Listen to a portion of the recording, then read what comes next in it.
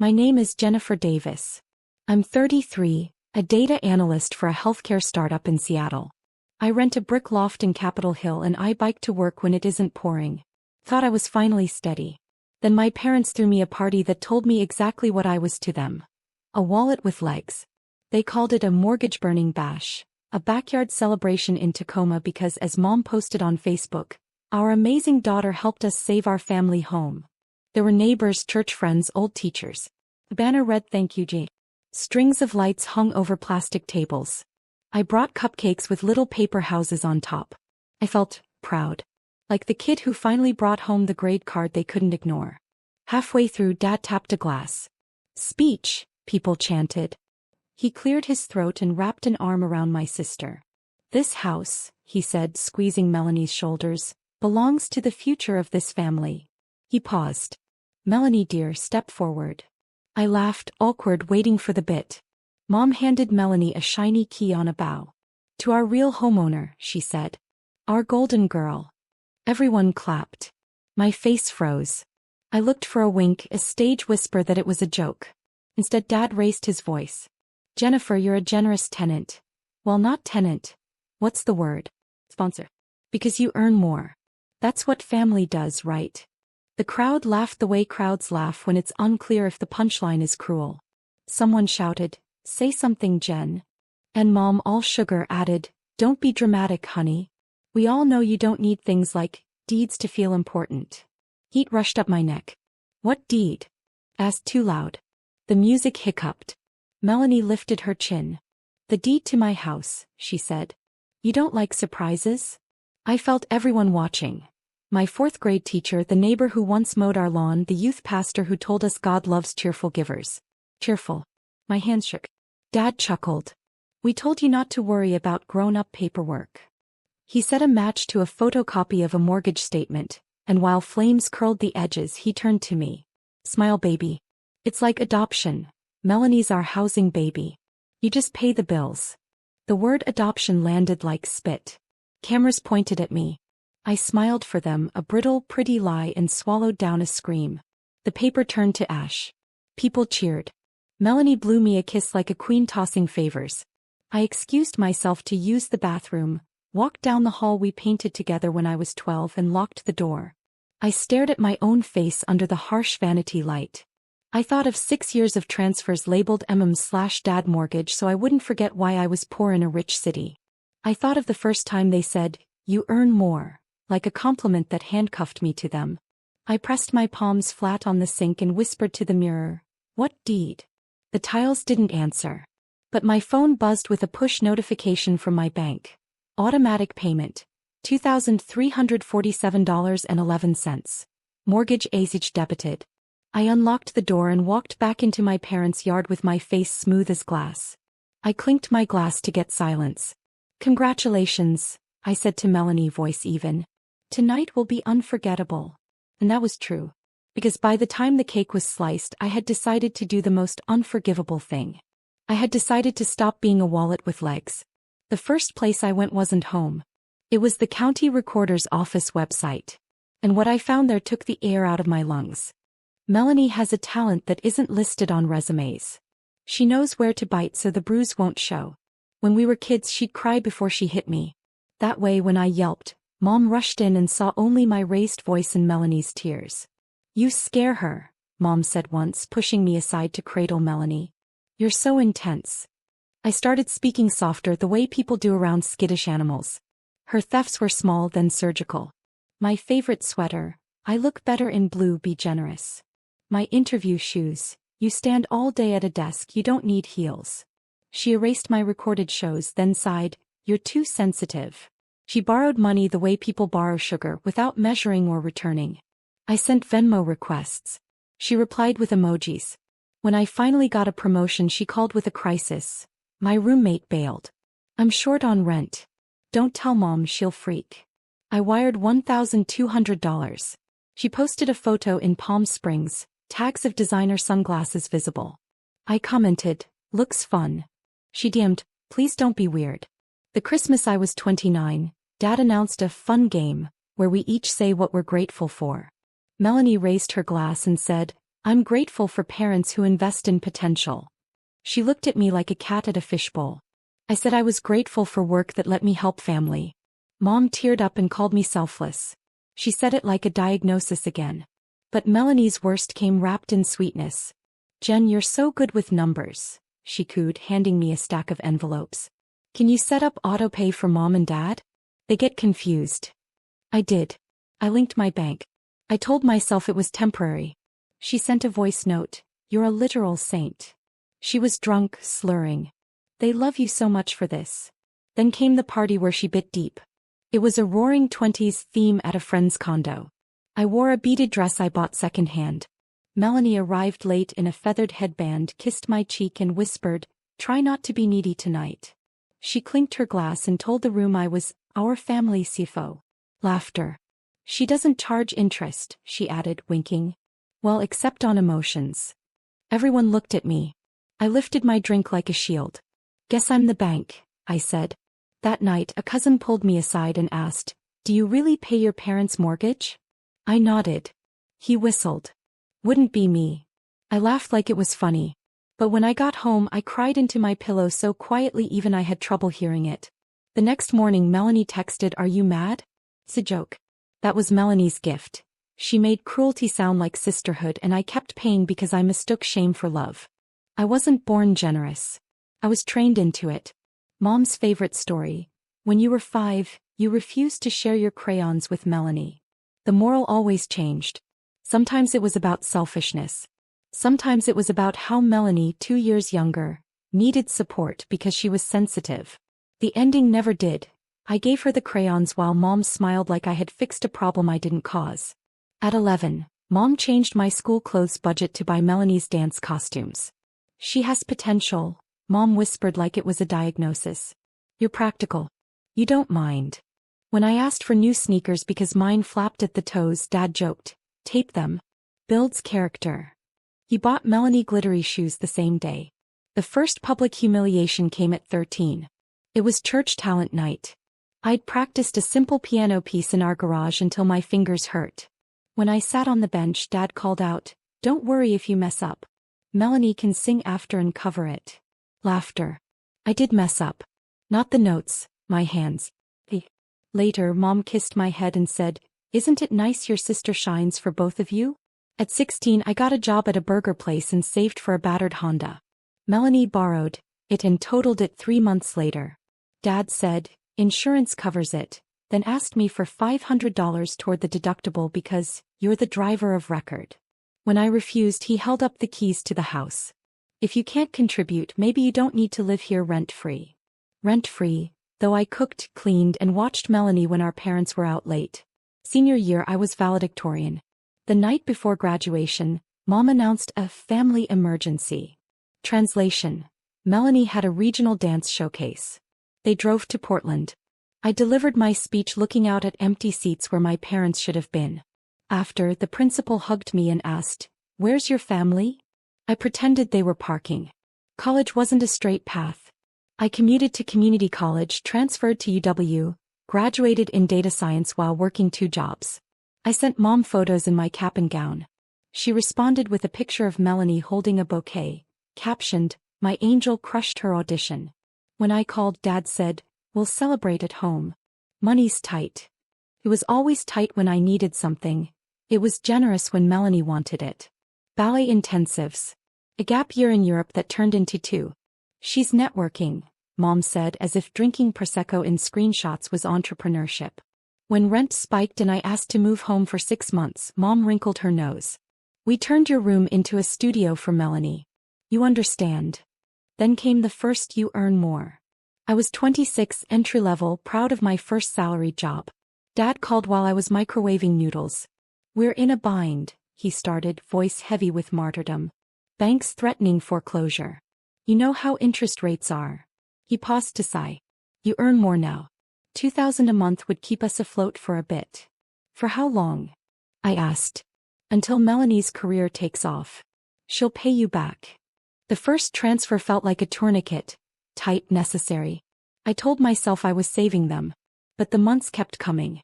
Just until tax season. Just until we refinance. just until your sister settles in. I built spreadsheets to make sense of it. I labeled each transfer. I watched the total climb. I skipped dentist appointments. I stopped buying books. I picked up freelance gigs after work, those late-night hours rolling into mornings like fog. When I hesitated, they grew creative. Mom posted on Facebook about children who forget where they came from. She tagged me. Dad joked at a barbecue that I paid rent to be related. Melanie would text, "I'll relax, Scrooge. You love playing hero." I tried to carve out boundaries. I can do $1,500 instead of $2,000. Dad told me to pray on it. Mom sent a photo of the porch light glowing in the rain, captioned, "We'll be homeless." I threw up in my office bathroom, then increased the transfer. That night, Melanie posted a boomerang from a rooftop bar, glitter on her eyelids catching the city lights. Blessed, the caption read. By 31, I had paid more toward a house I didn't live in than toward my own life. I kept a secret note in my phone called Ledger of Little Cuts. Each line a moment I bled with a smile. When I reread it, I almost didn't recognize the girl who kept saying yes because yes was the only way love was offered. Until the night I learned that my yes had built a throne I wasn't allowed to sit on. For my 30th birthday, my parents hosted a surprise roast. The theme, Family Truths. They made a slideshow of me with captions and Comic Sans. Jennifer, our practical one. Next slide. A list of all the times I said no to Melanie. They laughed. Our pastor laughed. I stared at my own smiling face on a wall, annotated by people who claimed to love me. Dad took the mic. "We actually considered adopting Jennifer out," he said, then made a mock-thinking face. "But she pays better as blood." The room roared. Mom added, "We did adopt someone, our mortgage." She hugged Melanie in front of everyone. Melanie bowed like a pageant queen. A neighbor I admired since childhood patted my shoulder. "They tease because they know you can take it," she said. I smiled until my jaw ached. Later, as we loaded dishes, Mom kissed my cheek. "Don't sulk," she said. "You know Melanie needs more. He's delicate. You're strong." "Being strong doesn't mean being a donor," I said. Mom frowned. "Oh, so now you want to count?" She rattled off examples of generosity like charges on a bill. The Honda, the rent, the little loan I gave Melanie that never came back. "We raised you with values," she said. "It's ugly to make a ledger." But I already had a ledger. It lived in my phone, hidden under a boring app icon. It wasn't ugly. It was anatomy. Every incision, every stitch. The adoption joke took legs. At family gatherings, relatives called me the sponsor. Once at Thanksgiving, Melanie asked me to cut the pie and said, "Give Mom the biggest slice. She birthed your generosity." My aunt laughed so hard she snorted. Even when I tried to draw lines, Dad moved them. "We'll pay you back when Melanie books the national tour," he said. When I pointed out she hadn't danced professionally in years, he glared. "Don't crush dreams." Mom hissed, "You earn more. That's why God gave you that job." I told myself it was temporary. Their home was the last piece of my childhood that felt solid, even if I only stood on its porch. I paid to keep the porch light on. I paid until I was an adult woman who could analyze millions of data points in minutes and yet couldn't answer the simplest question. What about me?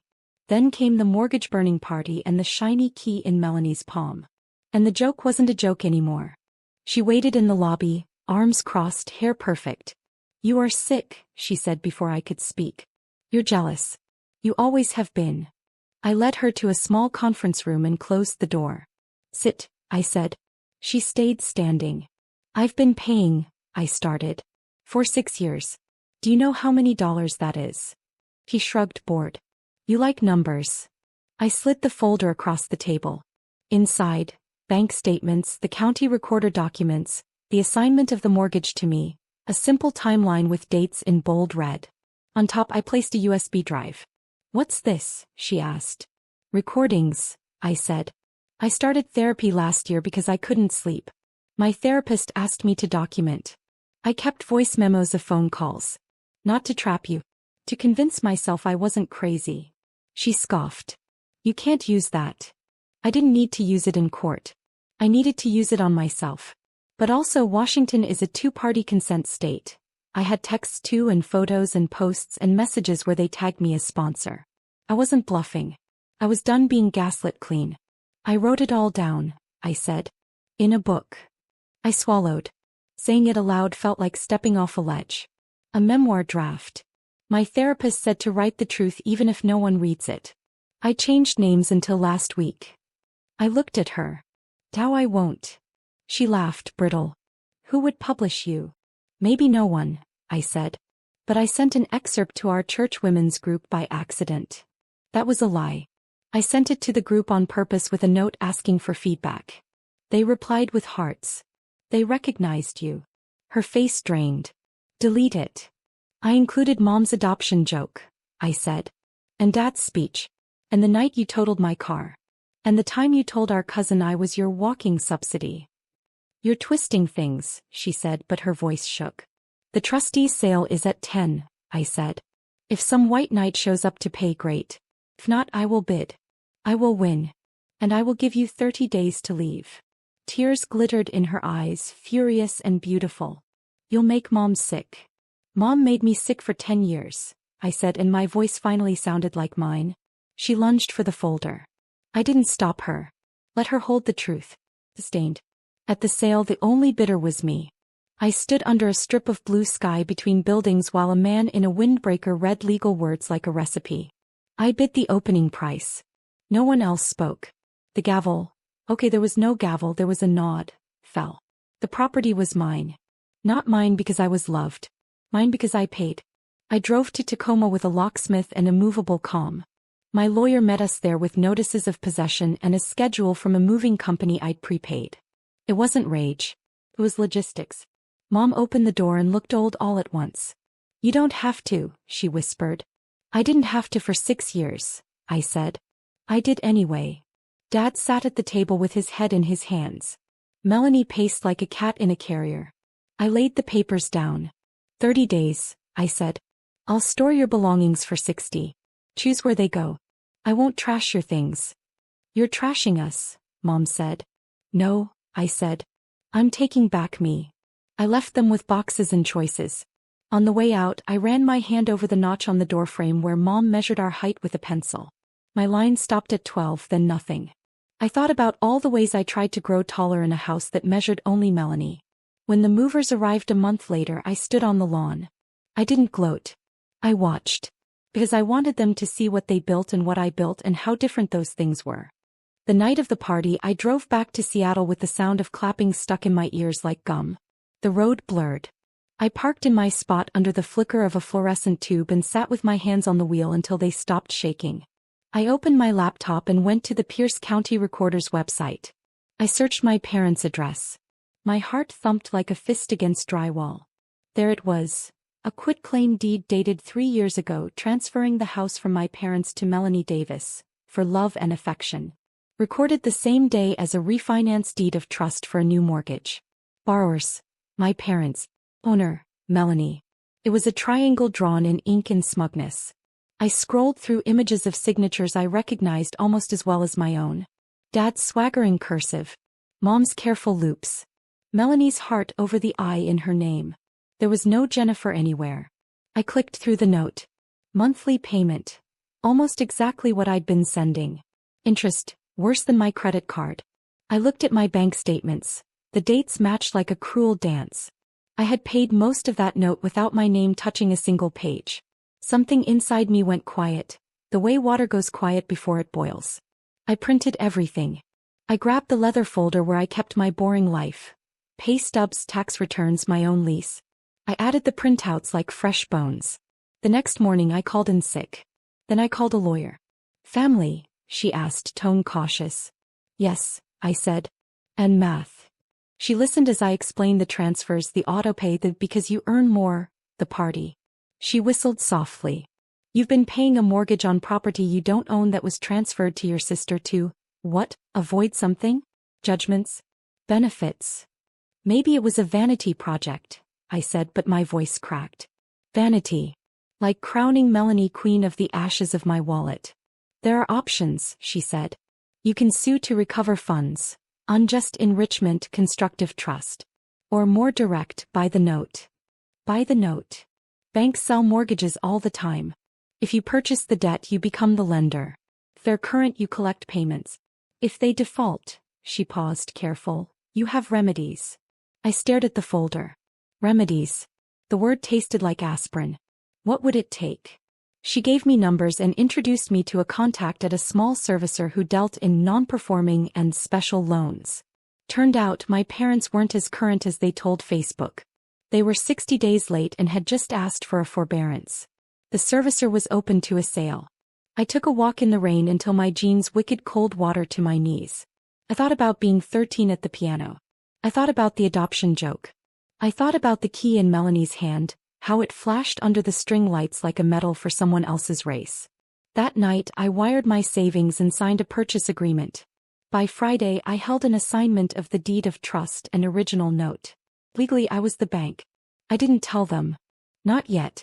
I sent a formal letter through my lawyer to the borrowers, my parents and the owner, Melanie, notifying them that servicing had transferred. Due to the existing default, the letter set a deadline to cure. It wasn't a threat. It was a clock.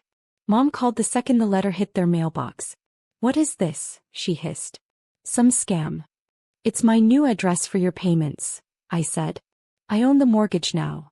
Silence. Then laughter. "Be serious." "I am." Dad grabbed the phone.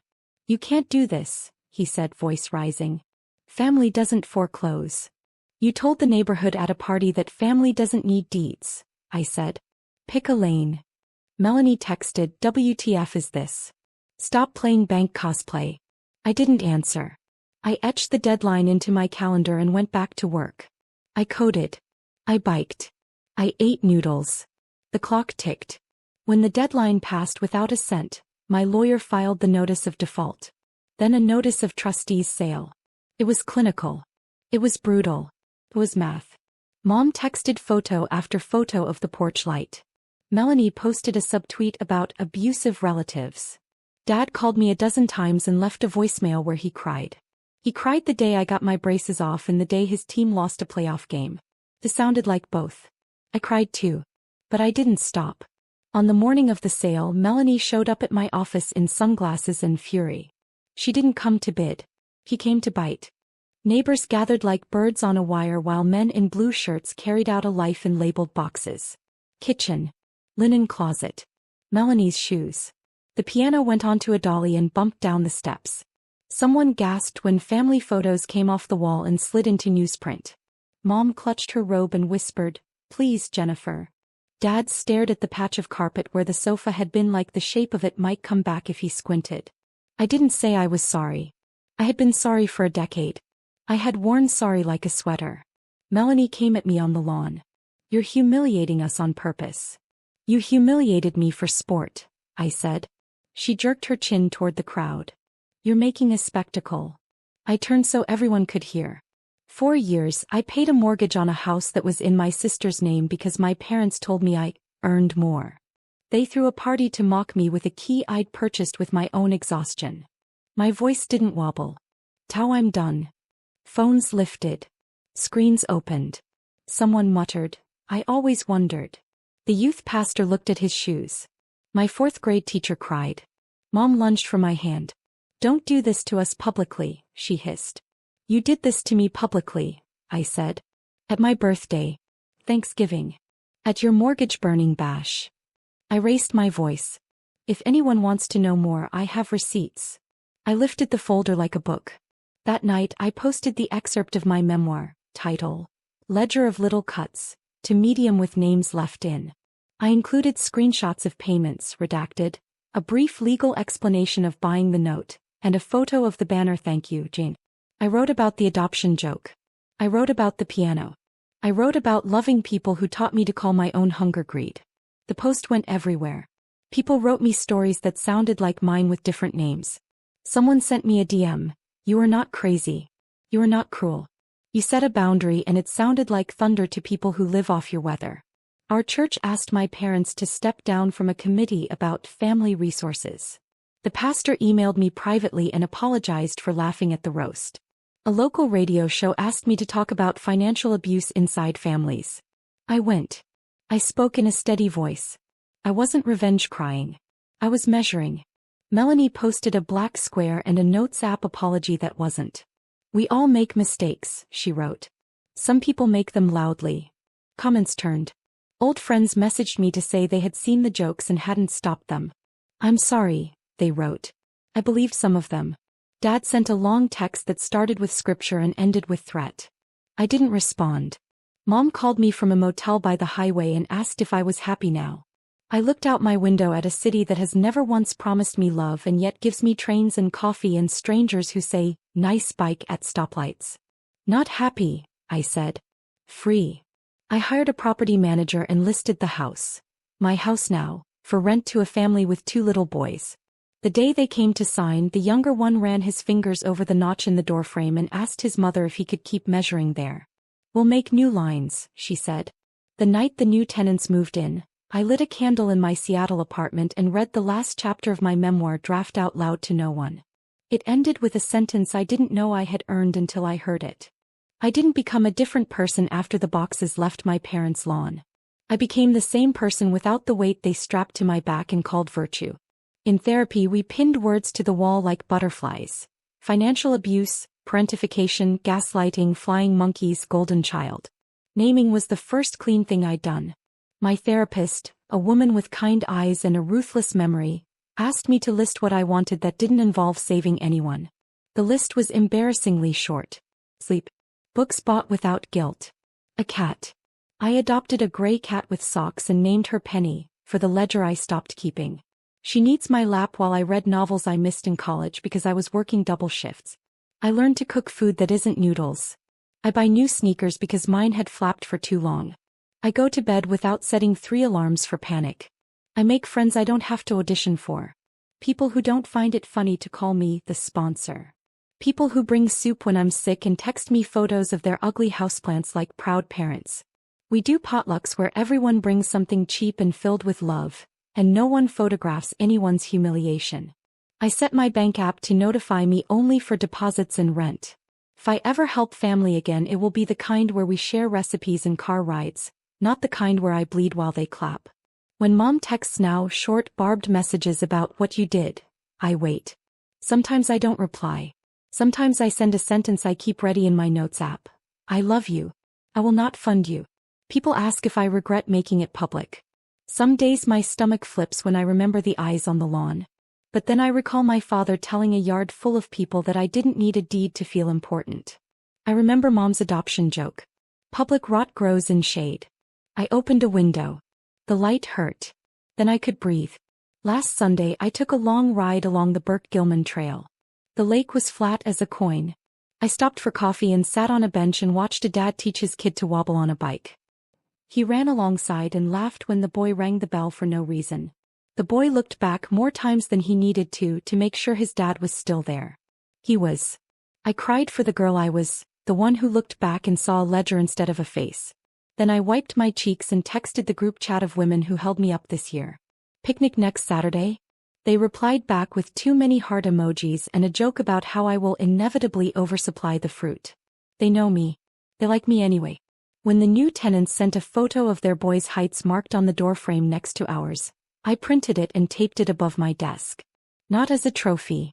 As a reminder that houses are containers for love or for debt, and I can choose which one I live in. Here's the moral I didn't know I was writing toward. Family is not the people who say you earn more and mean bleed for us. Family is the ones who see you, who hand you the pen when you're being written out of your own life, who help you move, not out but forward. I was never the sponsor. I was a daughter. I still am, just not of people who measure love in monthly drafts. I'm the sister of women I met in a comment thread at 2 a.m. I'm the aunt to a friend's toddler who thinks I hung the moon because I let him throw blueberries on the floor.